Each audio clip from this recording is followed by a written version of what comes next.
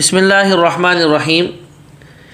ایک بھائی سوال پوچھتے ہیں کہ میں مریض ہوں بواسیر کا، جس کی وجہ سے دوائی لگانی پڑتی ہے، ٹیوب لگانی پڑتی ہے انسان کے پخانے کی جگہ پر، ٹیوب بھی لگانی پڑتی ہے اور ایسی گولی کی شکل میں کوئی دوائی ہوتی ہے مرہم ٹائپ کی، اس کو داخل کرنا پڑتا ہے، جس کی وجہ سے کچھ افاقہ ہوتا ہے اور تکلیف میں کمی ہوتی ہے۔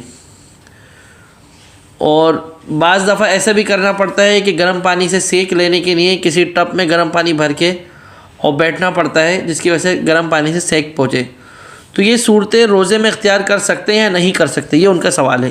ایسا کرنے سے روزہ ٹوٹے گا یا نہیں ٹوٹے گا؟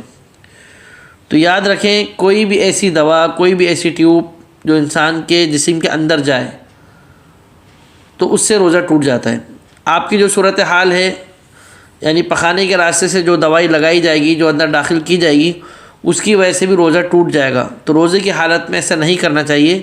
اور اسی طریقے سے جو پانی کی جو سکائی کی جاتی ہے، وہ بھی روزے کی حالت میں نہیں کرنی چاہیے، بلکہ روزے کے بعد جب روزہ مکمل ہو جائے، رات میں اس چیز کو، اس عمل کو کیا جائے۔ لیکن روزے کی حالت میں گرم پانی سے سیک لینا اور سکائی کرنا یہ بھی جائز نہیں ہوگا۔ تو روزے کی حالت میں نہ دوائی لگا سکتے ہیں اندر کی طرف جو داخل ہو جائے، اور نہ پانی سے سیک لے سکتے ہیں۔ واللہ اعلم بالصواب۔